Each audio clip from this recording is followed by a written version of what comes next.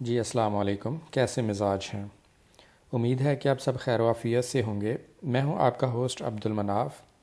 آج ہم ڈسکس کرنے جا رہے ہیں فنانس ڈویژن کے تیار کردہ پینشن اصلاحات کے چند اہم نکات اور ان پر اسٹیبلشمنٹ ڈویژن کے اعتراضات۔ ایک تجویز یہ ہے کہ قبل از وقت ریٹائرمنٹ کی حوصلہ شکنی کی جائے۔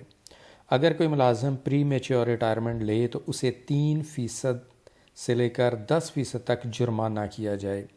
ہر سال جب عام پینشنرز کی پینشن میں اضافہ ہوتا ہے تو جلد ریٹائر ہونے والے کی پینشن سے بطور جرمانہ کٹوتی کی جائے۔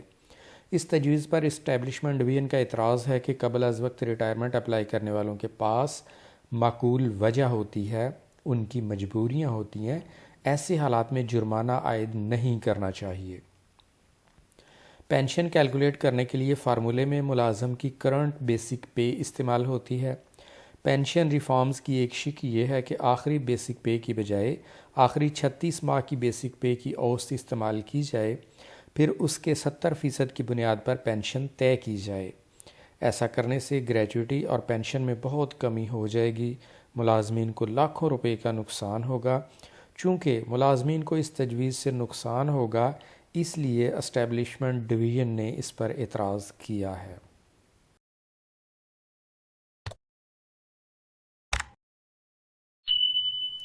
ایک اور تجویز پینشن اضافے کے متعلق ہے۔ پینشن میں کوئی بھی اضافہ ریٹائرمنٹ کے وقت طے کی گئی پینشن پر دیا جائے گا۔ یہ اضافہ پینشن میں شامل کرنے کی بجائے علیحدہ ایڈ ہاک کے طور پر موجود رہے گا، کمپاؤنڈنگ نہیں ہوگی۔ ایسا کرنے سے پینشن اضافے بہت معمولی ہوں گے۔ پینشن میں سالانہ اضافہ کنزیومر پرائز انڈیکس کے مطابق طے کیا جائے گا اور یہ اضافہ 10% سے زیادہ نہیں ہوگا۔ اسٹیبلشمنٹ ڈویژن کے مطابق یہاں پینشن اضافے کا ذکر مناسب نہیں۔ کمیوٹیشن کے لیے 35 اور 65% کی جو ریشو استعمال کی جاتی ہے، اس کی بجائے 25 اور 75% والی ریشو استعمال کی جائے گی، یعنی 25% پینشن کمیوٹ ہوگی۔ ایسا کرنے سے گریجویٹی کم ہو جائے گی۔ فیملی پینشن کے بارے میں ہے کہ پینشنر اور شریک حیات کی وفات کے بعد پینشن 10 سال ملے گی۔ شہداء اور معذور بچے اس سے مستثنیٰ ہوں گے۔ ملٹیپل پینشنز پر پابندی ہوگی، ایک وقت میں ایک ہی پینشن وصول کی جا سکے گی۔ اسی طرح تنخواہ اور پینشن بیک وقت حاصل نہیں کیے جا سکتے، یعنی تنخواہ یا پینشن میں سے ایک سرنڈر کرنا ہوگی۔ پینشن کا بوجھ کم کرنے کے لیے ریٹائرمنٹ کی عمر 60 سال سے بڑھا کر 62 سال کرنے کی تجویز بھی زیر غور ہے۔ اسٹیبلشمنٹ ڈویژن نے ان اصلاحات کی مخالفت اس لیے کی ہے کہ ایسا کرنے سے ملازمین کا نقصان ہوگا۔ ہائی کورٹ کے ایک فیصلے کے مطابق کوئی بھی ایسی پالیسی نہیں بنائی جا سکتی جس سے ملازم کو حاصل شدہ حقوق واپس لیے جا سکیں۔ اسٹیبلشمنٹ ڈویژن کے مطابق پینشن اصلاحات کے نفاذ سے ملازمین کا مورال ڈاؤن ہوگا اور ان کی کارکردگی کم ہو جائے گی۔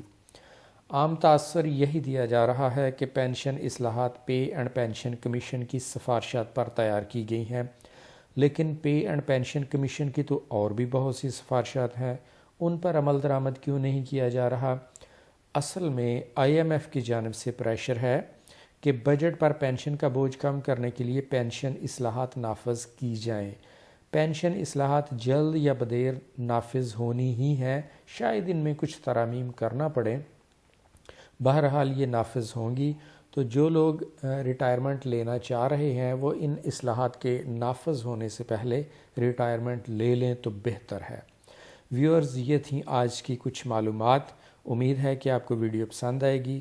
پینشن ریفارمز کے بارے میں آپ کے ذہن میں اگر کوئی سوال ہو تو کمنٹ کر کے ضرور پوچھیں۔